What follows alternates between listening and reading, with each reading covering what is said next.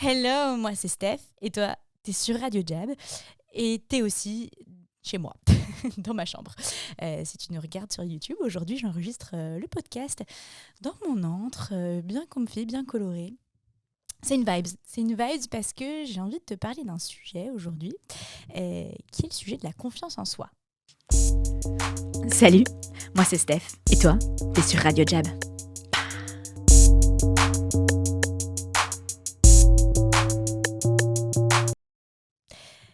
Le sujet de la confiance en soi, très vaste sujet, me diras-tu. And you're damn right. Mais chez Jab, on a une expertise particulière sur ce sujet parce que c'est un sujet qui est au cœur de la vente et qu'on voit tous les jours. Les gens qu'on accompagne, moi j'aime bien, avec mes formules marketing, dire que voilà, ils viennent pour apprendre la vente, ils restent parce qu'ils prennent confiance. Et c'est vrai. Mais qu'est-ce qu'on veut dire vraiment par confiance ? Et puis peut-être que toi, tu fais partie des gens qui te disent non mais la confiance, c'est pour les autres. Ou j'ai pas confiance en moi. Et c'est ce que je voudrais casser comme mythe aujourd'hui, c'est ce truc de se dire la confiance, un peu comme la créativité, il y a les créatifs et il y a ceux qui sont pas créatifs. Il y a les gens qui naissent, boum, ils sont pumped de super pouvoirs de confiance et il y en a d'autres, pas de chance. C'est pas vrai. Ce qu'on va essayer de comprendre aujourd'hui, c'est de se dire la confiance, ça n'existe pas dans un absolu. En général, on a confiance et c'est hyper important de l'avoir et de la développer parce qu'on a envie de faire des trucs. Donc pourquoi on veut avoir confiance. Et puis ensuite, je vais essayer de te donner des clés hyper simples, hyper concrètes pour la muscler un petit peu tous les jours. Parce que c'est ça aussi le travail de la confiance, c'est qu'une fois que tu as compris pourquoi tu as envie d'avoir confiance, qu'est-ce qui te motive, tu peux tous les jours le travailler. Tips que vous pratiquez, est-ce que vous avez des questions ? Et nous, chez Jab, on va y répondre. Peut-être que moi, peut-être des invités spéciaux à mon micro, tu verras. Oups. Nouveau setup, je me tape un peu partout. Ok. Donc, confiance, qu'est-ce que la confiance ? Un petit peu d'étymologie parce que j'aime bien ça, à mes heures perdues, je suis pseudo-étymologue. Et confiance, ça vient du latin, je suppose.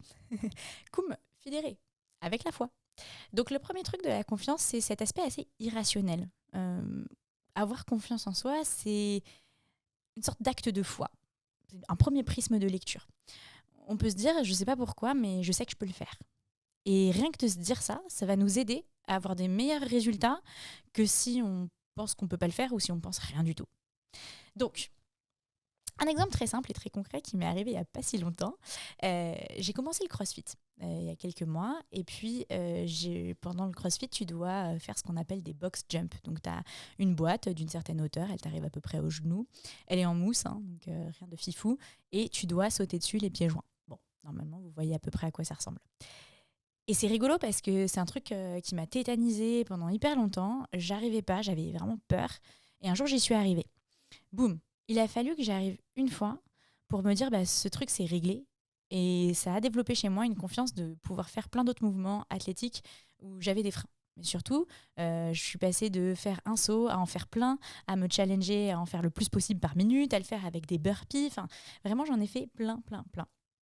Et c'est pas parce que je me suis dit, tiens, j'ai bien travaillé mon extension des mollets ce mois-ci, mais c'est parce qu'à un moment, tu fais ce saut de la foi. Et je trouve que c'est particulièrement intéressant cet exemple de la boxe parce que je pense qu'il y a tous un petit truc comme ça. Et c'est particulièrement vrai dans les vies athlétiques, dans le sport, mais ça peut aussi être vrai parfois dans la prospection quand on a des gens qui veulent pas appeler et puis tout d'un coup, pouf, ils appuient sur le téléphone et ils se rendent compte que ça se passe bien en fait d'appeler quelqu'un qu'on connaît pas. C'est faire ce premier saut de la foi. Et donc j'aime beaucoup cette idée de se dire que la confiance, ça peut vraiment être un booster pour avoir des résultats, même si tu n'as pas les capacités physiques ou mentales ou l'expertise encore. C'est pas parce que j'avais travaillé mon extension de jambe que j'ai réussi à faire un box jump. En fait, elle est probablement très très nulle. Donc c'est ce premier point. Avoir de la confiance, en fait, tu auras toujours des meilleurs résultats si tu as ce supplément d'âme que si tu ne l'as pas. Boum. Ça, je trouve que c'est assez important et pourtant la confiance, elle se construit aussi par les résultats. C'est-à-dire que c'est plus facile d'avoir confiance en soi si on a des bons résultats. forcément, il y a cet adage qui me vient en tête, le fake it till you make it des Américains. C'est ce que j'appelle la fausse confiance. Voilà, tu te gonfles, et puis un jour, clic, quelqu'un arrive avec une aiguille et en fait, ta pauvre confiance que tu as complètement fakée, elle te sert plus à rien, voire elle te plonge dans l'excès inverse. Donc, bien sûr, ce petit supplément d'âme, il peut te booster, il peut te montrer que tu es capable, mais il faut aussi le travailler avec de l'expertise, de l'entraînement. Et c'est ça qui va te donner des résultats, quel que soit le domaine auquel tu veux l'appliquer.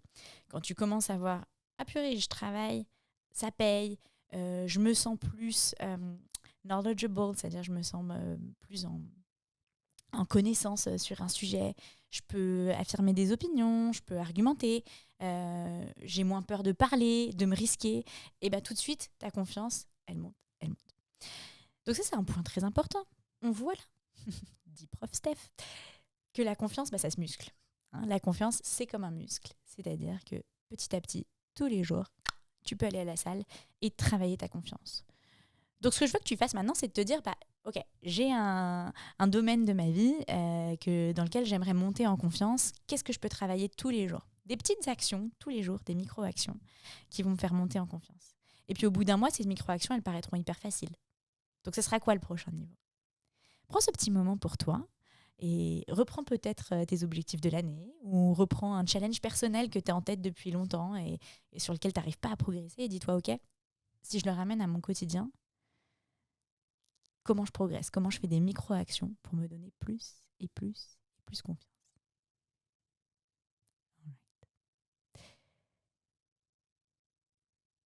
Maintenant que tu as fait ça, tu remarquerais que je t'ai demandé de choisir une situation spécifique, un goal spécifique. Parce que je crois que quelque chose d'hyper intéressant, c'est que ça n'existe pas, on le disait en intro, d'avoir la confiance absolue.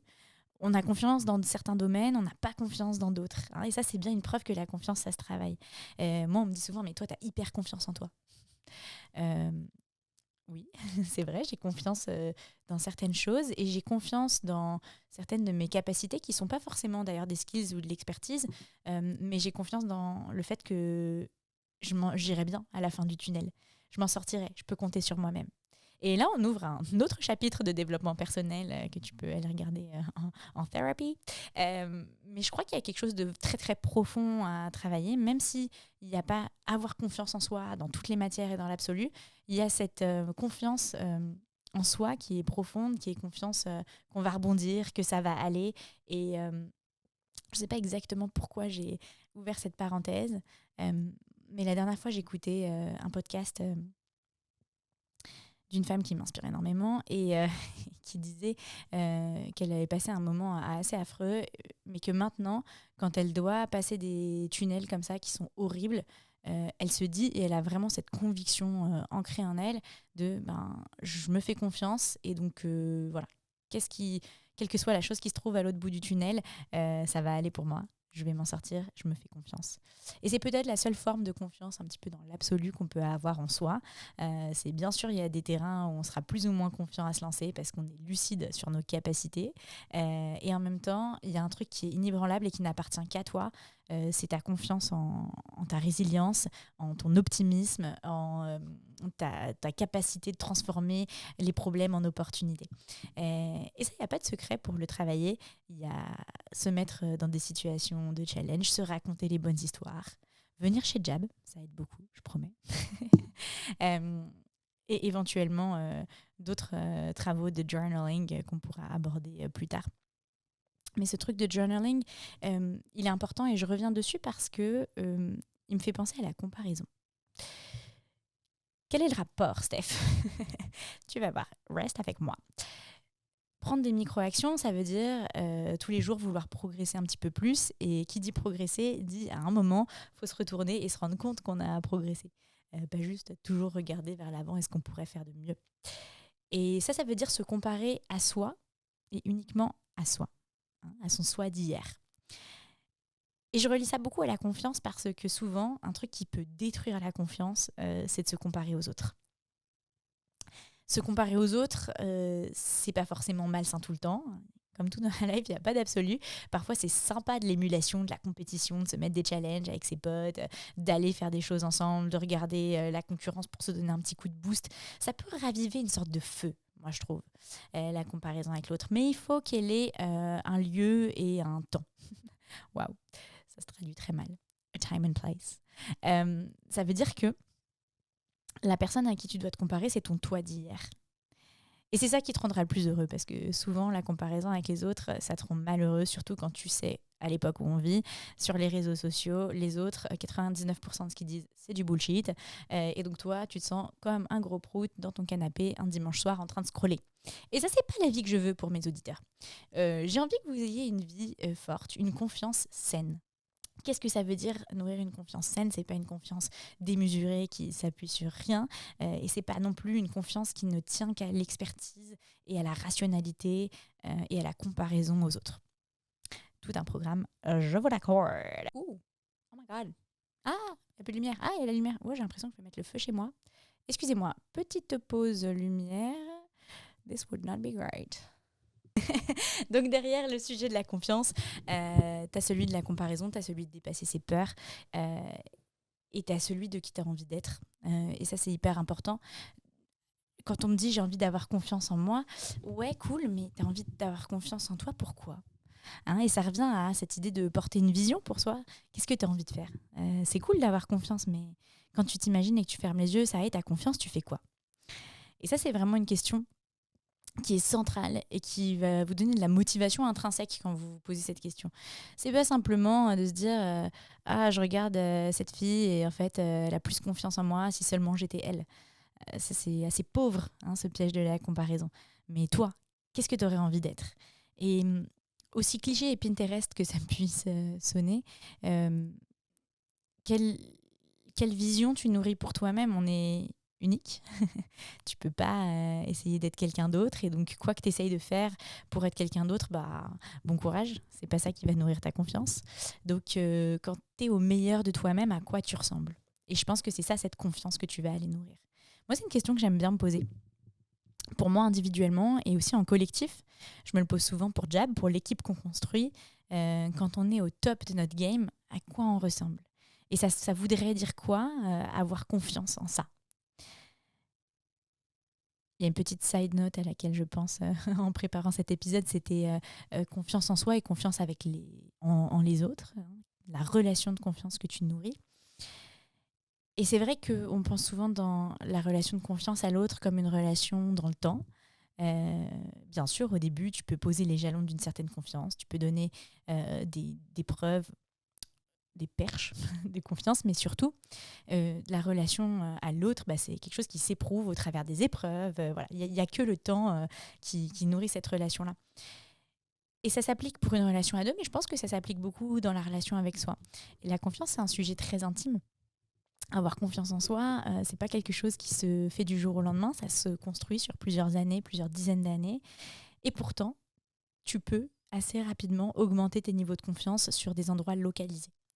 Imagine, moi je vois ça un petit peu comme une grande mosaïque, la mosaïque de toi.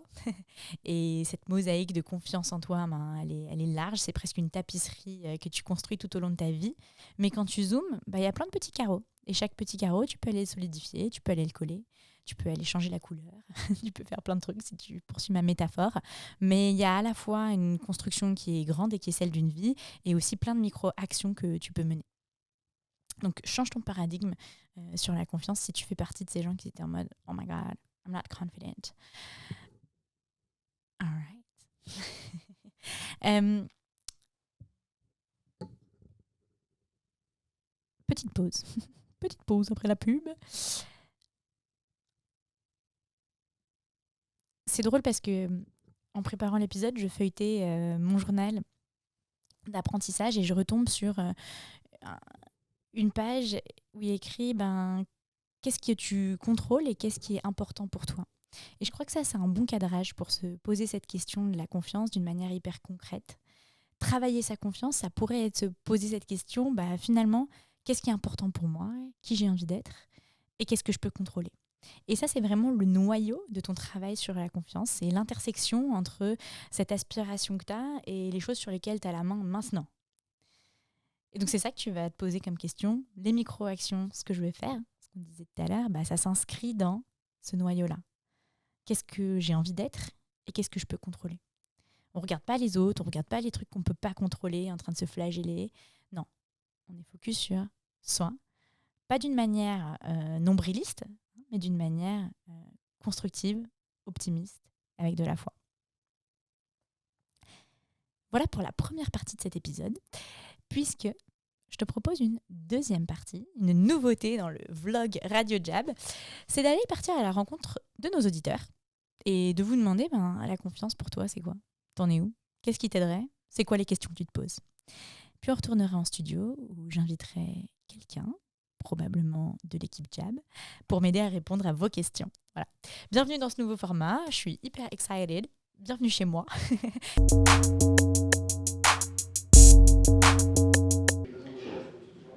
Je me demande encore comment faire pour la monopoliser dans les moments qui sont les plus difficiles pour moi. Et ça reste encore tricky, quoi, tu vois, proche de la cinquantaine. Mais par contre, je sais identifier les moments où je suis en manque de confiance en moi. Comment tu les identifies ? Mon comportement n'est pas le même, mon niveau de réflexion et d'intelligence n'est pas du tout le même, quoi. Ça fait un espèce de shutdown cognitif quand je suis en manque de confiance. Quand je suis en manque de confiance, ça vient un peu réveiller l'enfant qui est en moi. Et l'enfant qui est en moi, il n'est pas très intelligent en fait. Il réagit très cerveau reptilien, quoi. J'aime pas, je suis en colère, je suis triste, c'est non. Alors que l'adulte, il va être capable de développer une réponse qui est beaucoup plus élaborée, intelligente et intelligible surtout. Tu me donnes plein de grains à moudre pour mon moulin Radio Jabesque. Très bien. Merci, monsieur Paco. Merci. Et merci pour la carte postale que j'ai.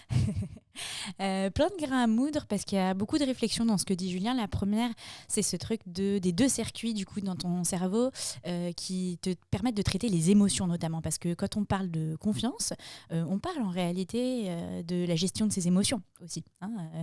Tu peux perdre ta confiance quand tu es hyper stressé, tu peux te sentir gonflé de confiance quand tu es hyper heureux. Et je trouvais que ce lien-là, il était assez fort à explorer. Donc, tu as deux circuits dans ton cerveau. Le circuit reptilien, qui est un circuit court, c'est ce que disait Julien. En gros, tu n'es pas vraiment capable de traiter l'information et tu passes en réaction d'enfant. On va revenir là-dessus juste après.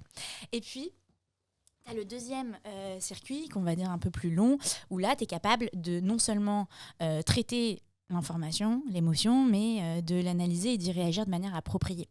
Et ça, c'est un enjeu qui est hyper important pour mobiliser ta confiance dans les moments cruciaux. Parce que c'est vrai que quand tout va bien, c'est facile d'avoir confiance. Le vrai test de ta confiance, c'est ce qu'on disait tout à l'heure, dans les moments incertains où tout peut basculer. Et là, comment est-ce que tu la mobilises ? C'est un peu comme les amis, quoi. Tu sais, c'est cool, t'as plein d'amis quand tout va bien et tu vois qui restent quand les temps sont plus durs. Et c'est la même chose, la confiance, c'est une de tes potes, quoi. Donc, travaille-la bien sur la durée pour qu'elle soit là dans les moments cruciaux et sache comment l'activer, comment lui parler. Donc, il y a des choses hyper pratiques que tu peux faire qui peuvent déjà t'aider dans un premier temps. C'est ton corps, des réponses physiologiques. Il faut savoir que on vient de parler de circuit du cerveau. En fait, tout ça, ça se passe de manière hyper concrète dans ton corps. Et donc, typiquement, tu peux utiliser la respiration. Alors, si tu as le temps, tu sais que tu vas avoir un gros meeting, fais-toi une petite séance de ce qu'on appelle la cohérence cardiaque. Si tu n'es pas familier avec ça, c'est une respiration rythmée. Et il y a plein d'applis pour ça, donc voilà, je te laisse aller dans ton App Store et regarder celle que tu préfères. Il y a plusieurs écoles, mais 5 minutes, ne serait-ce que ça, de cohérence cardiaque avant un meeting important, une échéance importante, une compétition importante, ça peut tout changer. La deuxième chose, tu n'as peut-être pas le time de passer aux toilettes faire ta cohérence cardiaque parce qu'en fait, le sujet vient de dropper maintenant. On t'a donné la parole dans un meeting où tu t'y attendais pas. En fait, tu passes beaucoup plus tôt que prévu pour ta présentation, que sais-je. Et bien là, tu peux juste boire de l'eau. Wait, what? Oui, c'est vrai. Pour plusieurs choses. Déjà, ça te permet de temporiser un petit peu plutôt que de répondre du tac au tac et de dire un truc que tu pourras regretter. Et puis, deuxièmement, ça te permet d'hydrater ton cerveau. Parce que l'hydratation, c'est pas que pour les grands sportifs et les muscles. En réalité, c'est hyper important pour ta performance cognitive aussi. Donc, voilà deux petites premières approches concrètes que tu peux avoir pour te dire, OK, moment de stress, comment est-ce que je mobilise ma meilleure confiance ? Déjà, aide ton corps à temporiser. Et puis, tu peux aussi te dire et t'entraîner à te le dire, là, allez, c'est parti, j'identifie mon moment de stress, pas de panique, j'y vais. Parce que le pire mode, c'est le panic mode. Donc merci Julien pour ta question.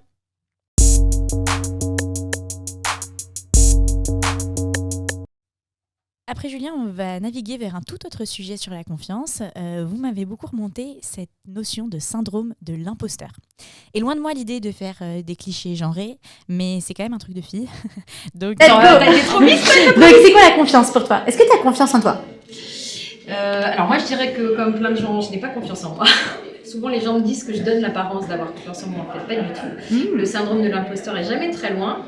Et moi, c'est vraiment ça qu'il faut que je travaille, c'est cette notion-là. Syndrome de l'imposteur face à des décideurs et décideuses, notamment. Pourquoi?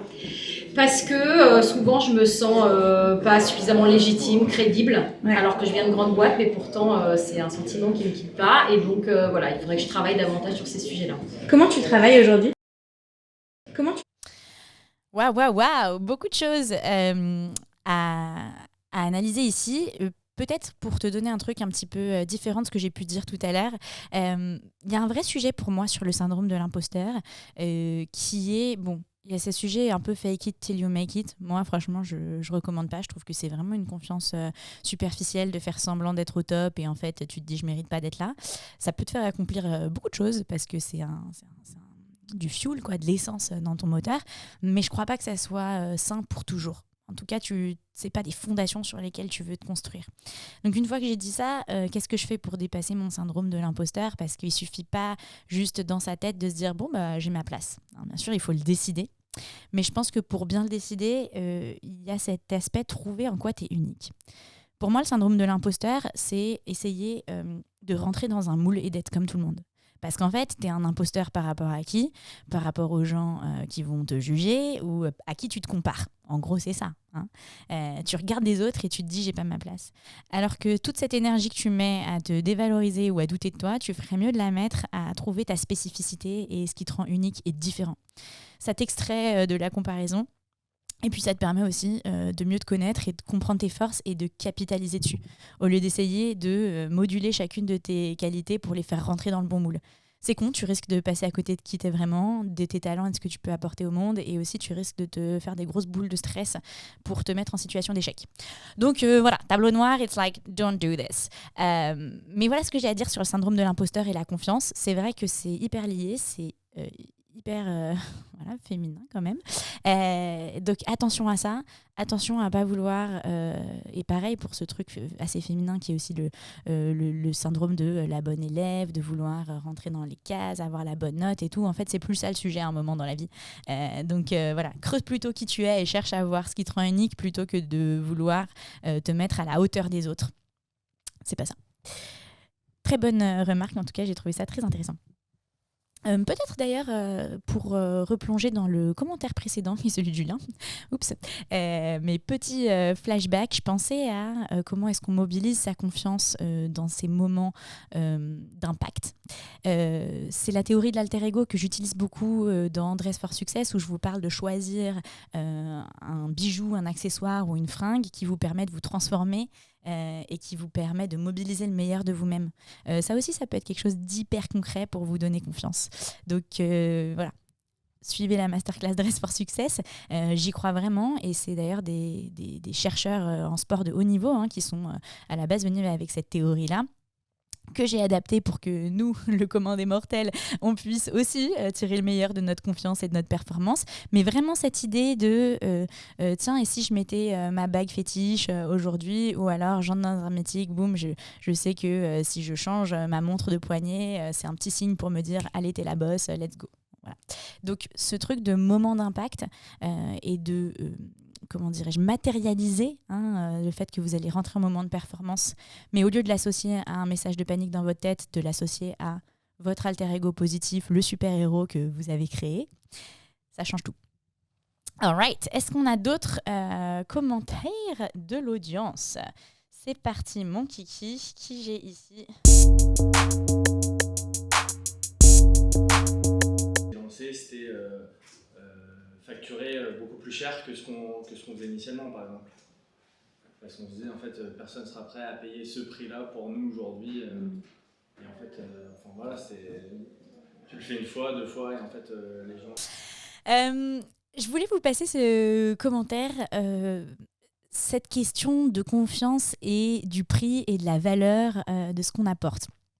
Évidemment, dans les auditeurs, il y a beaucoup de clients Jab, il y a beaucoup d'entrepreneurs et c'est vrai que tous remontent ce truc de en fait, je prends confiance quand je commence à faire mes premières ventes à une valeur que je ne pensais pas forcément possible et je l'ai faite parce que j'ai une certaine expertise sur laquelle je peux capitaliser. Donc il serait complètement fou de ma part de vous faire un podcast sur la confiance sans parler de la confiance commerciale. Et ça, c'est ce qu'on travaille, nous, chez Jab, c'est de se dire, bien sûr, la confiance, elle est fondée sur ton expertise, le fait de savoir que, et attention, tu es expert des problèmes de ton client, donc le fait de savoir les problèmes business que ton client rencontre, et également ta valeur, c'est-à-dire savoir que tu es en mesure de résoudre ce problème-là et que ça vaut quelque chose. Et cette question du prix, forcément, de la tarification de nos services ou de nos produits, elle se pose très souvent et elle se pose très rapidement quand tu montes ta boîte. Et je trouvais ça vraiment un bon point à vous soulever, de se dire n'hésite pas. Et ça revient avec ce truc du syndrome de l'imposteur et de la comparaison. Quand tu penses ton prix, pense pas forcément benchmark avec les autres, pense pas oh my god, mais je suis tout petit, je viens de me lancer, est-ce qu'ils vont m'acheter et tout. Reste focus sur le problème de la personne en face de toi et quelle valeur ça a de le résoudre. Et ensuite, mobilise pour le coup cette petite partie de foi dont on parlait au début dans la confiance, qui est je me connais, j'ai confiance en moi et en mes capacités pour résoudre ce problème. Sinon, pourquoi j'ai créé cette boîte ou pourquoi je fais ce métier? Donc, confiance, prix, hyper lié. Et j'espère que dans ce podcast, tu auras eu quelques clés hyper concrètes pour te monter ta confiance. En tout cas, c'est ce que j'espère. Je voulais te laisser sur un petit commentaire d'un auditeur que j'ai trouvé très juste comme approche de la confiance. Quelqu'un qui s'est mis 10 sur 10 en note de confiance. Alors là, c'était... Je vais faire vous deux en même temps. C'était du jamais vu. Mais j'ai trouvé son approche de la confiance juste et j'espère qu'elle t'inspirera pour... Il y a plein de sujets sur lesquels il faut que je m'améliore et je le fais, mais j'ai confiance dans l'idée que je vais être bon. Avoir confiance dans l'idée que tu vas être bon. C'est ça que j'ai envie de te laisser comme dernier message. Avoir confiance dans tes capacités de rebond, c'est ça qu'il faut travailler. Donc la confiance, c'est pas un truc avec lequel tu nais. Il y en a qui l'ont, il y en a qui l'ont pas. C'est un truc qui se travaille toute la life. C'est un truc qui demande un petit peu de foi. C'est pas simplement de l'expertise et des hard skills. Et c'est un magnifique voyage. Donc j'espère qu'avec cet épisode, tu auras commencé à le faire. À bientôt. Ciao.